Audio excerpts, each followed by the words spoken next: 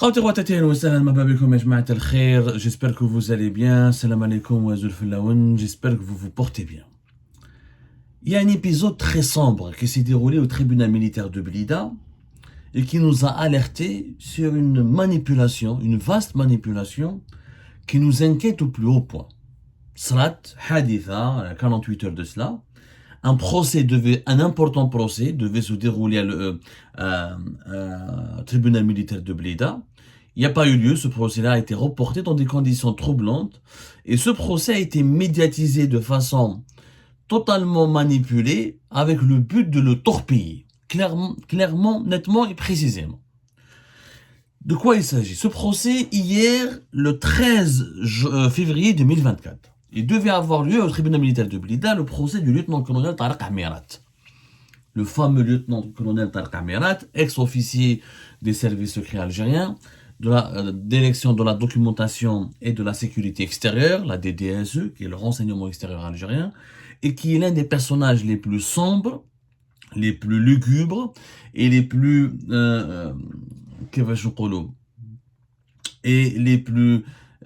intrigants de ces 2 dernières années au sein de l'appareil sécuritaire algérien. On est les seuls qui en ont parlé في l'Algérie. Officiellement, le colonel Tariq Amirat, il était le chef de bureau de l'ambassade d'Algérie à Paris entre 2017 et 2019. Auparavant, il était le responsable, en 2016, il était le responsable du bureau de sécurité de l'ambassade d'Algérie à Rome. Les bureaux de sécurité des ambassades d'Algérie, ce sont des bureaux des services secrets. C'est-à-dire ce sont les services secrets algériens qui ont leur propre bureau, qui, à travers ce bureau, ils assurent de leur coopération, de leur collaboration avec les services secrets du pays hôte, avec lequel l'Algérie a des relations bilatérales. Et ce bureau est utilisé pour surveiller, s'informer, se documenter, faire des rapports sur les intérêts de l'Algérie, comment ils sont représentés dans ce pays-là, ou là sur les mouvements, les activités de la diaspora algérienne présents éventuellement dans ce pays-là. Retenez que le bureau de sécurité est un organisme qui relève des services secrets et qui est géré par la direction de la documentation de la sécurité extérieure, le renseignement extérieur algérien. Tariq Amirat, c'est la deuxième fois qu'il se retrouve en prison. La première fois, c'était l'été 2019, il a été arrêté.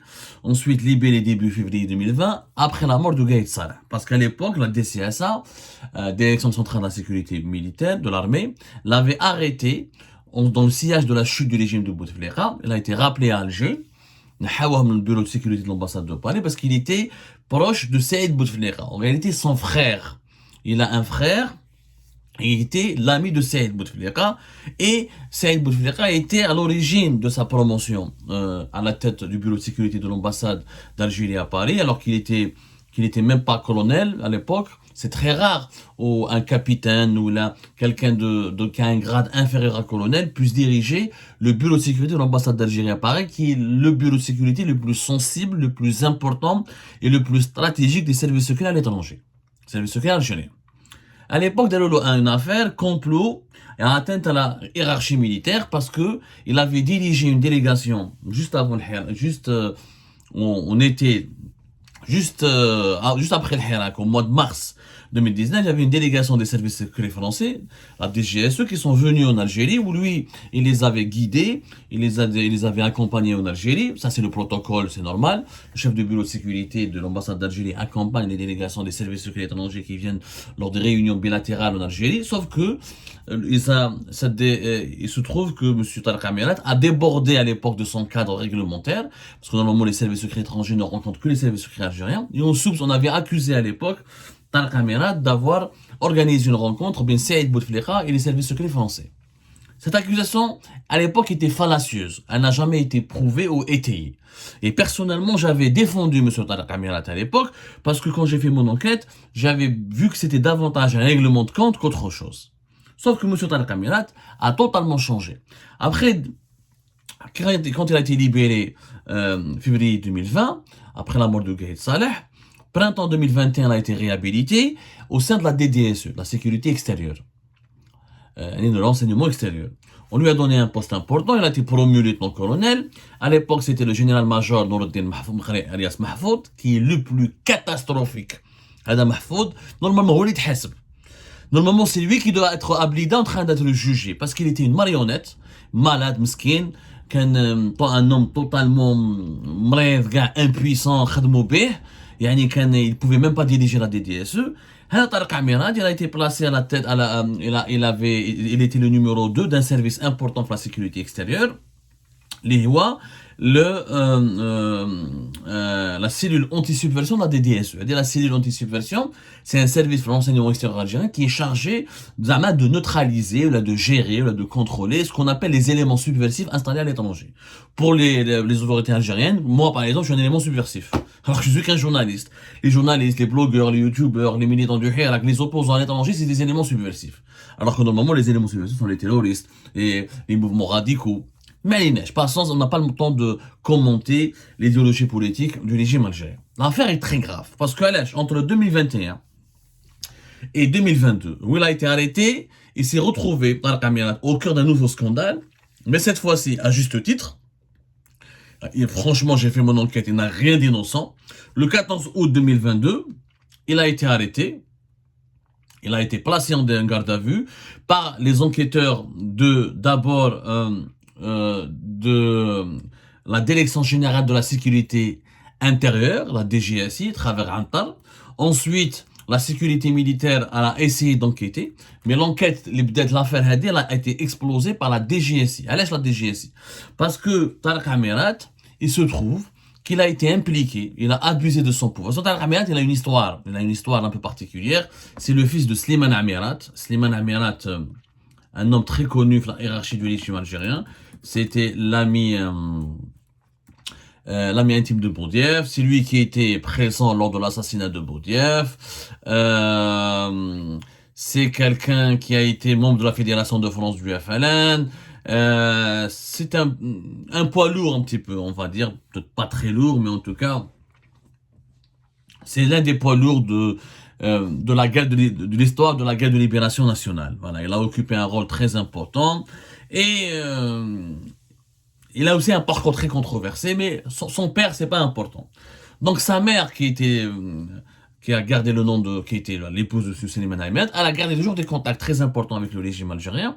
Et la réhabilitation, la sortie de prison de Tarek Amirat, à l'époque, après la mort de Gaïd Salah, et sa réhabilitation et sa nomination ensuite au sein de l'enseignement extérieur, est entièrement expliquée par l'influence de sa mère, qui elle-même racontait à Alger qu'elle connaissait personnellement Saïd Chengriha et qu'elle aurait demandé la réhabilitation de son fils et son réintégration au sein des services secrets algériens. Donc je t'arrive au bouc, ce n'est pas n'importe qui Tarek Amirat. Il descend d'une famille importante. C'est le produit du régime algérien. C'est un fils d'un ancien haut responsable important du mouvement de libération nationale et qui a aussi avait des relations très importantes avec le régime algérien. On va pas s'attarder sur la Slimane Amirat parce que c'est pas l'objet de notre émission et ça va durer très longtemps.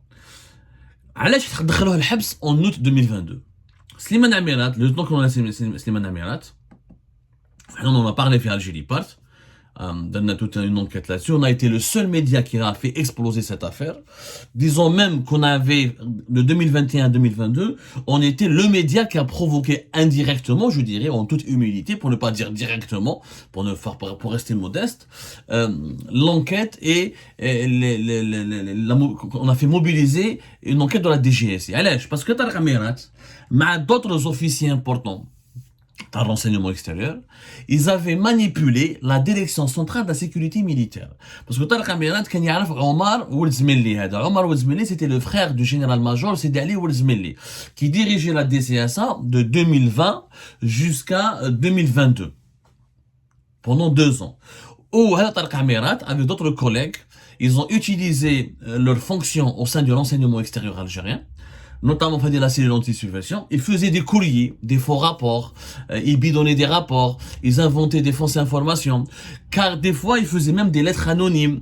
Ils envoyaient ça à la DCSA par le biais de Omar, colonel Omar, qui était le frère du général Sidi Ali Ouelzmeli. Le colonel Omar a été aussi arrêté fin août 2022. Il était en prison Fiblida. Dès qu'elle a été transférée, nous avons pu apprendre au cours de nos investigations qu'elle a été transférée après à la prison de Koléa pour une affaire civile, pour une affaire de corruption. Donc, les deux têtes pensantes de ce complot, parce qu'il y avait un véritable complot, et Tarek Amirat et un certain nombre d'officiers de la sécurité extérieure, menant une certaine Asia, qui est une civile, mais qui dirigeait le bureau de sécurité du consulat général d'Algérie ici à Paris, qui est place située à Nation, place de la Nation. Un certain commandant Abdelrahman, qui dirigeait le bureau de sécurité du consulat de Créteil, Omar Zmelli. Ils ont essayé ensuite Hossein Boulahia, qui était le supérieur hiérarchique de Tarek Amirat. Il avait été désigné, il avait été cité dans cette enquête, mais lui n'a pas été inquiété, il n'a pas été mis en prison, il a été juste placé sous contrôle judiciaire. Mais l'implication de Tarek Amirat a été démontrée et il a été incarcéré par le colonel Omar. Alors, le colonel Omar et Tarek Amirat, ils ont fait quelque chose d'extrêmement dangereux, qui a été dénoncé par Algérie Part. Ils faisaient un certain nombre de courriers, de faux rapports, de lettres anonymes, pour manipuler la DCSA. Au général Sidi Ali Ouzmeli, il provoquait les enquêtes, il demandait des enquêtes sur la base des informations manipulées, erronées, ou des lettres anonymes qui lui faisaient parvenir Tarek Amirat par le biais de son frère. Donc, derrière un réseau, bien la sécurité militaire, ou bien, comment on appelle ça, de l'enseignement extérieur, pour pour préfabriquer des dossiers et fomenter des enquêtes sur des responsables politiques ou la militaire de l'État algérien afin de provoquer leur chute.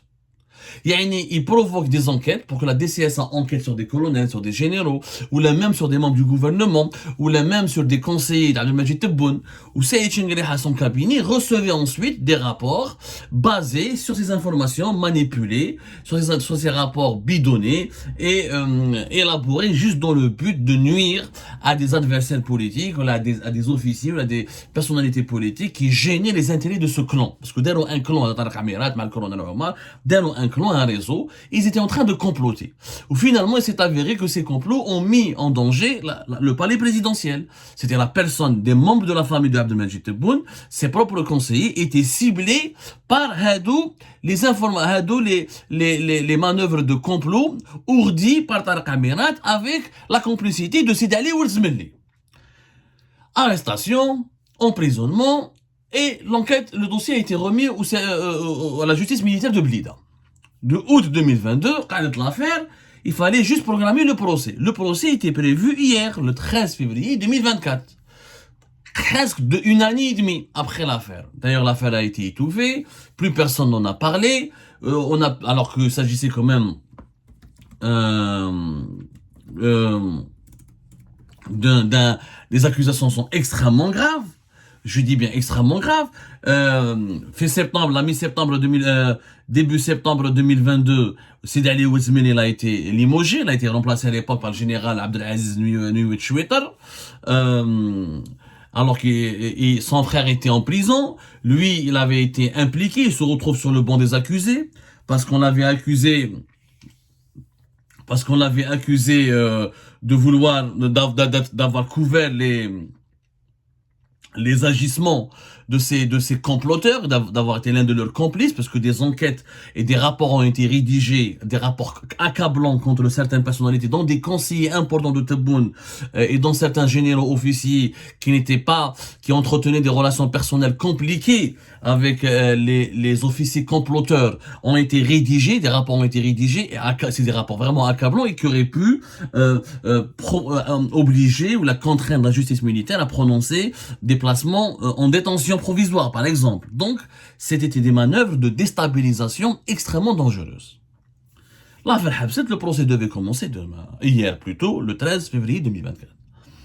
24 heures après ce procès, il dit Hicham Aboud, qui n'a pas de source, qui n'a plus de source, qui n'a plus de contact avec des sources bien informées au sein du régime algérien, étant donné qu'il est exilé au Maroc, il vit à Casablanca, et qu'il adopte lui-même un discours très pro-marocain, où c'est libre à lui, à la kulli hal, sauf qu'à l'époque, comme en Algérie, les sources sécuritaires, etc., ne communiquent pas ou ne nous donnent pas des informations à quelqu'un qui est mahroug. Mahroug, خلاص, عايش في Casablanca, il demande la nationalité marocaine, connaissant bien le fonctionnement des autorités du régime algérien, même les gens qui sont à l'intérieur et qui sont opposés à ce régime, ils ne vont jamais s'aventurer à donner des informations à Hicham Aboud. D'ailleurs, ces derniers temps, vous voyez les informations de Hicham Aboud, toutes des fake news. Il a défendu Farizeddine Benchir, patron de la police. Tout ce qui est contre, par exemple, les services secrets ou les institutions militaires, il les défendait. Il a transformé Farizeddine Benchir en un héros. Il met les enfants de guerre, voilà, les fake news. Une fois que le fils de Gaïs Salah a été arrêté, alors qu'il n'a même pas été retrouvé. Des fake news parce qu'on a des sources. Sauf que, le 12 février 2024, il publie une vidéo dans laquelle il dit qu'il y a un procès, tel qu'on a dans la caméra, que le témoin de ce procès, il donne des informations qui sont vraies. Et c'est vrai que le principal témoin de ce procès, c'est l'ex-consul d'Algérie à Alicante, le colonel, le colonel Boualem Ben Nasser, et dont je vais vous rappeler que nous avons déjà fait une émission sur lui, où Hicham Aboud كبر الحكاية. قال لك soi-disant, parce qu'il y a un seul témoin في البروسي هذايا. Il y a des personnes qui sont placées en détention, d'autres personnes qui sont placées sous contrôle judiciaire, et une personne qui est témoin. Le seul témoin de cette affaire, c'est le colonel Ben Nasser Boualem, qui était l'ex-consul d'Algérie, في Alicante, et qui a une histoire tout à fait extraordinaire, puisque l'ex-consul Hadaya, je vous l'émission du 14 octobre 2023, on en a parlé, on a donné tous les détails. Il avait été arrêté, il avait été placé en garde à vue parce que en octobre 2023, il avait été soupçonné d'être à l'origine des fuites d'informations qui ont permis à Amir DZ, un autre cyberactiviste établi à Paris, le concernant. À l'époque, Amir DZ parlait de la DDSE, il parlait d'un certain colonel Mouad, qui est actuellement le patron de cette fameuse cellule anti-subversion de la DDSE dont je vous ai parlé tout à l'heure. Et il y avait des informations des accusations extrêmement graves qui avaient fuité, qui a été véhiculées par l'Amir DZ. Et on avait soupçonné Boualem Ben Nasser d'être la source de Amir DZ. Voilà, grosso modo. Il avait été arrêté, Boualem Ben Nasser. En bad, il a été placé en garde à vue, il a été soumis à une enquête, il a été interrogé par les enquêteurs de la DCSA, de la sécurité militaire. On a fait Algérie part que c'était donc, il avait même été en garde à vue dans une caserne à Béchar, que son arrestation avait été ordonnée directement par le commandant de la 3e région militaire, qui avait reçu l'ordre de procéder à l'arrestation de Boualem Ben Nasser par le directeur de cabinet de Saïd Chengriha. Alors, Boualem Ben Nasser, il était à Alicante, ensuite il a eu une disgrâce, il a été, comme on dit, mis à l'écart par les services secrets, par l'enseignement extérieur, par la nouvelle équipe dirigeante Lijet, notamment depuis l'arrivée en septembre 2022 du général-major Mohamed Jabbar. Ils l'ont affecté à Béchar en guise de punition. Parce que déjà, Hadalo Gradé, il avait déjà un problème à la DCSA, parce qu'en 2021, quand il a été affecté à Béchar dans la 3e région militaire, auparavant, on lui avait demandé, la direction de la DCSA lui avait demandé de faire un témoignage concernant Boualem, le conseiller le plus puissant et le plus proche d'Abdelmajid Tebboune, et le fils de Tebboune, et le fils de Boualem. Quand il était à Alicante, toi, tu as des informations, parce qu'il était à Alicante jusqu'à mars 2021. La DCSA lui avait demandé de faire un témoignage accablant contre Boualem et son fils, qui aurait fait des affaires de trafic, d'enrichissement illicite, d'achat de biens immobiliers, des comportements de délinquance financière et de délinquance morale, parce que le fils de Boualem on lui a même imputé une affaire de drogue, etc. Ouada Boualem Ben Nasser a refusé de témoigner. Quand maintenant, j'ai pas ces informations, je n'ai pas de preuves, je ne veux pas apporter mon témoignage contre Boualem, ou là contre son fils, ou là je ne peux pas affirmer qu'ils avaient des relations affairistes avec l'un des fils de Boune. Il a refusé. Selon, c'est ce qui a expliqué, c'est ce qui a justifié, ou là ce qui a provoqué ensuite sa disgrâce. Alors, on va faire Béchar. Mais il se trouve que le colonel Ben Nasser Boualem, avant d'être à Alicante, il était le chef de bureau de sécurité du consulat de Bobigny à Paris, de 2010 à 2013, et qu'il est l'un des plus anciens, l'un des plus expérimentés officiers du renseignement extérieur, et que lui, il est à l'origine il est l'un des témoins pratiquement, d'après nos investigations, c'est le seul témoin clé fait l'affaire Tariq Amirat. C'est lui qui avait témoigné, quand on les voilà, effectivement, il avait des informations en sa possession. Les Tariq Amirat et ses complices, et certains de ses complices au sein du renseignement extérieur, comme Boualem Ben Nasser est un enfant de la boîte, de la DDSE, quand on effectivement, attendant des informations précises et détaillées qui ont permis à la caserne Antar, il y en a DGSI, sa principale base de logistique, son principal centre opérationnel, c'est Antar, donc de mettre ensuite en cause Tariq Amirat et ses complices dans le cadre de cette fameuse enquête d'un démantèlement sur un réseau de comploteurs. Et c'est Boualem Ben Nasser qui est témoin, qui a donné des informations précieuses.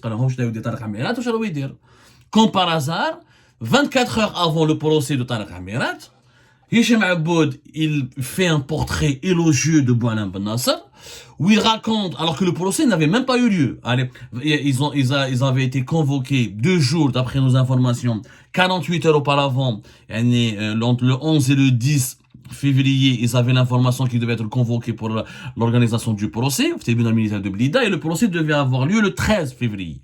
Le 12 février, Hicham Aboud, ça se voit que c'est une grosse manipulation parce qu'il raconte que le procès a eu lieu, ou que Boualem Ben Nasser il a fait un témoignage contre Shengriha, où il a raconté que c'est Shengriha qui est à l'origine du complot, et que c'est lui qui utilisait Tariq Amirat ou Sidi Ali Oulzmilni pour torpiller Abdelmajid Tebboune et torpiller Boualem et provoquer un schisme au sein du régime algérien. Des informations de Hicham Aboud totalement fausses et hallucinantes. Yani, c'est quelqu'un, il lui a donné, en fait, c'est ça la manipulation. Comment les sources manipulent les journalistes en Algérie. Une source donne 1% de vérité, 99% de mensonge. Le seul pourcentage de vérité, c'est qu'un procès devait avoir lieu, mais qui n'a pas eu lieu, ou qu'effectivement le témoin, c'est Boualem Ben Nasser, c'est le colonel Boualem Ben Nasser, sauf que le colonel Boualem Ben Nasser, nous l'avons vérifié, n'a jamais dit du mal de Shengriha, n'a jamais parlé de Shengriha, parce que l'affaire ne concerne pas Shengriha, elle concerne Tariq Amirat, Sidi Ali Oulzmilni, le frère de Sidi Ali Oulzmilni, et Hossein Boulahia, Assia Hadi al-Akhir, wa hada ma kan. C'est Shengriha n'a rien à voir avec l'affaire. Et c'est le procès de Tariq Amirat. Et ça concerne des faits qui impliquent uniquement Tariq Amirat. En fait, tellement il y a eu, et Hicham Aboud en a tellement parlé sur le témoin, qu'il y a eu des pressions, carrément, on a bien compris que c'était des pressions exercées, il voulait manipuler, ou là, ses sources lui ont demandé de manipuler l'opinion publique pour que le procès n'ait pas lieu, parce que il a sorti des informations compromettantes, donc les conditions d'organiser un procès équitable n'étaient plus réunies, et le jour J, le 13 février, le procès a été reporté. Parce que d'autres accusés ne sont pas venus, le témoin, il était là. Sidi Ali Oulzmilni, l'ex-patron de la DCSA, il était là. Mais les juges, chef Oubelé, d'autres parties n'étaient pas là. Et donc, ils se sont énervés, ils ont décidé de reporter. Mais, comment se fait-il qu'on médiatise ce procès qui se tient à tribunal militaire de Blida? Un peu comme les procès, la justice militaire en Algérie, elle est hyper stricte. Elle est vraiment hyper stricte. C'est-à-dire qu'elle est très, comment dirais-je, elle est très discrète, très peu d'informations circulent, les convocations ont été récupérées via Antar, ce sont des officiers du renseignement extérieur, donc ce sont les services secrets qui étaient uniquement au courant de la tenue de ce procès, qui implique un officier supérieur du renseignement extérieur dans les services secrets, donc c'est une affaire qui est censée rester très secrète. 24 heures auparavant, à la veille du procès, ils ont sorti des informations, ou galou, donc, en fait, ils ont saboté le procès. Il y a des parties, ceux qui ont donné les informations à Hicham Aboud, dans la majorité étaient fausses, parce que le témoin de Boualem Ben Nasser, d'ailleurs c'est pas la première fois qu'il est impliqué, qu'il est médiatisé.